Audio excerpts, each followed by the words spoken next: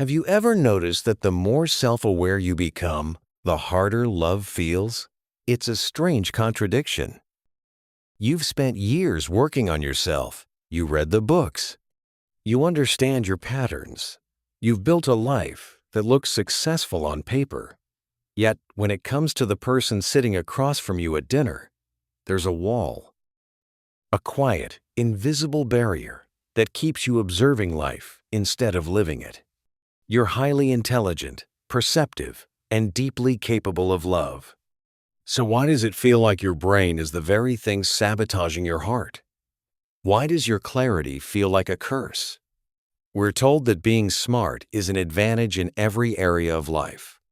But in the world of intimacy, your greatest strength might be your most sophisticated defense mechanism. You aren't broken, and you aren't unlovable. You're just caught in a psychological loop that most people never even notice. Think about your last date, or that person you've been talking to for weeks. You're at home, lying in bed, staring at your phone. You've typed out a 3-sentence reply that is honest, vulnerable, and real. Then you delete it. You replace it with something safe, something clever, something that keeps your cards close to your chest. You spend the next hour replaying the last conversation you had, dissecting their tone of voice, the way they looked away when you mentioned the future, the 3-minute delay in their text response. You've already mapped out 5 different ways this relationship could fail by next Tuesday.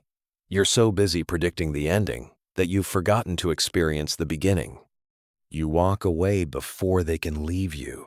You find a logical reason why it wouldn't work, because the alternative staying and being seen is terrifying. You're an expert at protecting yourself from a pain that hasn't even happened yet. There is one core reason this happens, and it's something called intellectualization. This isn't just overthinking. It's a high-level survival strategy. When we face something that feels emotionally overwhelming, like the raw, unpredictable nature of love, our brains try to translate that emotion into logic. If we can categorize it, we feel in control. If we can label their attachment style or analyze their trauma, we don't have to feel the crushing weight of our own vulnerability. We treat love like a puzzle to be solved rather than an experience to be felt. Your brain is essentially running a high-speed simulation to find the correct move, but love has no correct move. It is inherently messy. It is inherently illogical. By trying to think your way into a connection, you are actually distancing yourself from the very person you want to be close to. You're analyzing the blueprint while the house is on fire.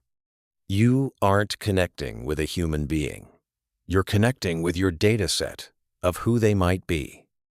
But here's the twist you might not be ready for. Maybe the problem isn't that nobody understands you.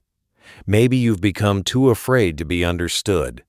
It's a haunting thought, isn't it? We tell ourselves we're lonely because we haven't found our intellectual equal or someone who gets it.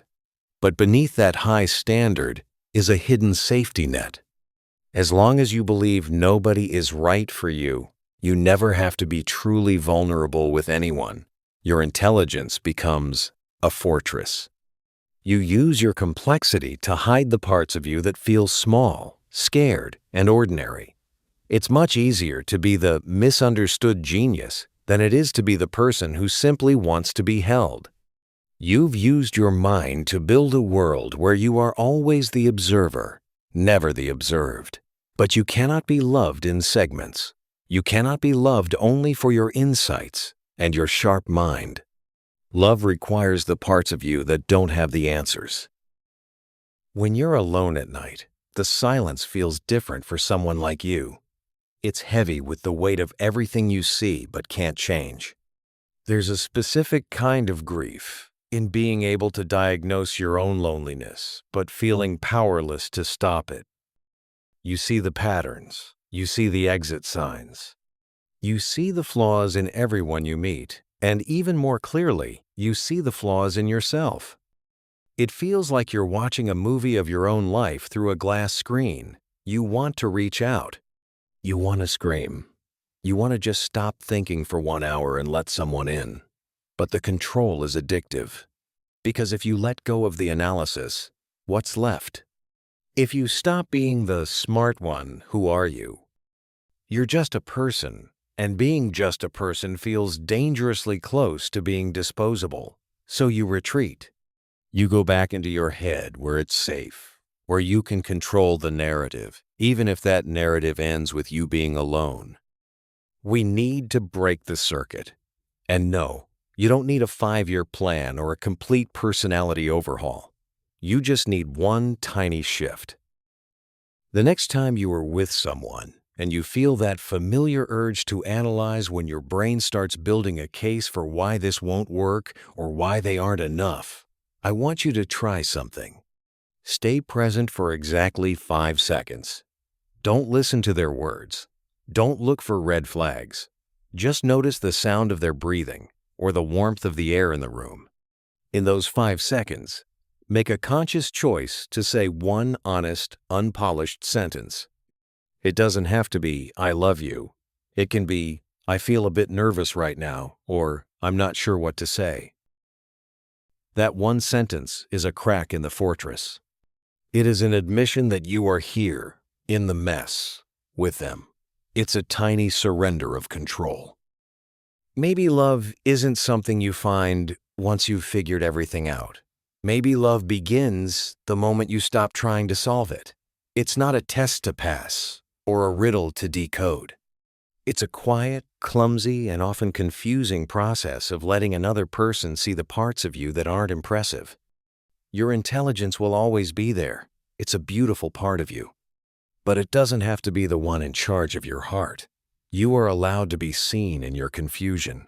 You are allowed to be loved in your silence. You are allowed to be more than just a mind. You are a person, and that is more than enough.